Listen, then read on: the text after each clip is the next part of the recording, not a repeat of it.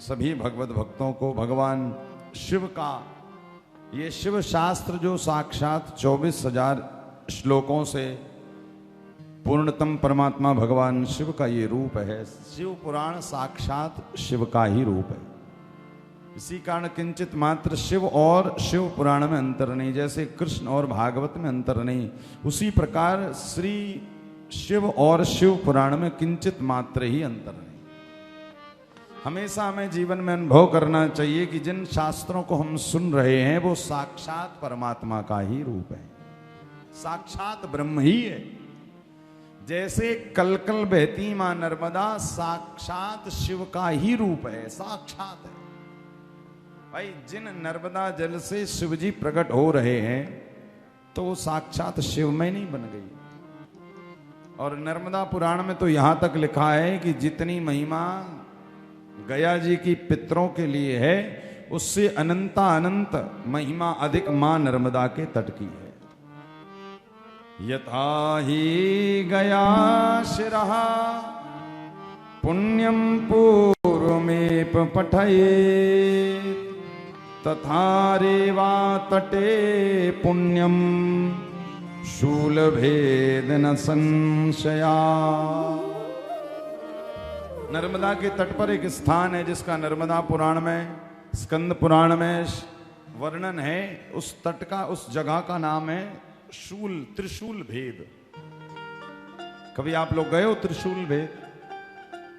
हम एक बार दर्शन करने गए, शंकर जी का बड़ा सिद्ध स्थान है त्रिशूल भेद।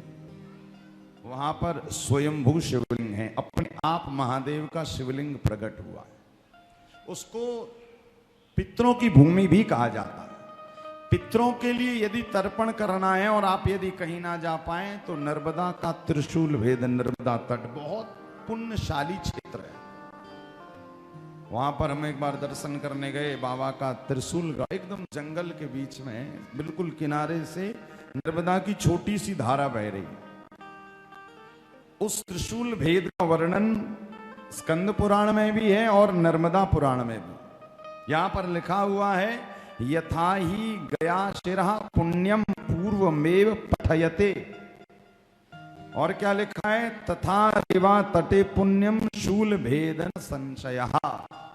इस श्लोक का भाव है कि जो महिमा गया तीर्थ की है उससे भी अनंत गुना महिमा रेवा तट पर त्रिशूल भेद की है। यदि तर्पण करना, यदि गया नहीं जा पाए और आपने त्रिशूल भेद के नर्मदा तट पर भी तर्पण कर दिया तो किंचित मात्र संशय मत करना कि क्या पता पितरों को जल मिला नहीं मिला। बिल्कुल पितृ प्रसन्न हो जाते हैं, इतनी महिमावंत है नर्मदा का तट। इसी कारण इस नर्मदा पर, नर्मदा के तट पर बैठकर जो भी कार्य किया जाता है, जो भी यज्ञ किया जाए, हवन किया जाए, कथा सुनी जाए, दान किया जाए, क्या इसी कारण आप लोग सब लोग नर्मदा तट आते हैं केवल स्नान करने के लिए नहीं। कभी कभी नर्मदा जी के तट पर बैठकर एक माला लेकर और एक माला जरूर करिए। उस एक माला की महिमा महाराज लिखा हुआ है करोड़ों करोड़ों यज्ञ हवन पुण्य का फल आपको देती एक माला। आप लोग सब लोग शिव पुराण की कथा सुनने आ रहे हैं, जो संस्कार टेलीविजन के माध्यम से भी घर बैठकर देख रहे हैं, वो भी किंचित मात्र अंतर ना समझे। भले आप घर में बैठे हैं किंतु इस समय पर आप नर्मदा के तट से इस कथा को सुन रहे हैं। आपके पुण्य अपने आप बढ़ रहे हैं। आप कथा एक सुन रहे हैं किंतु पुण्य फल मिल रहा है करोड़ों कथा को सुनने का। और मैंने पहले भी निवेदन किया था, घर पर सुनी गई हजारों कथाएं और मां नर्मदा के तट पर सुनी गई एक कथा, दोनों का पुण्य फल बराबर है। तो ऐसी मां नर्मदा जो जीव मात्र को सहज रूप में पुण्य तो देती हैं किंतु लिखा हुआ है सिद्धि की भी प्राप्ति करा देती। ऐसी जगत जननी मां नर्मदा के तट पर बैठकर हम सभी भगवत भक्त इस शिव महापुराण की कथा को सुन रहे हैं। जो भक्त संस्कार टेलीविजन के माध्यम से जो यहाँ पर भक्त इस कथा को सुन रहे हैं, आप सबको व्यासपीठ से हर हर महादेव।